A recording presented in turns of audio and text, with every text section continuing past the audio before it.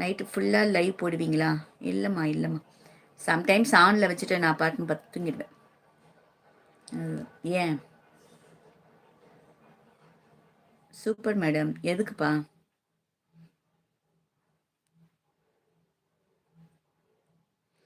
ராஜேஷ், உங்கள் கூட மதிக்கலை. போகலாம் Rajesh. Your voice is so sweet madam. Thank you Murugan.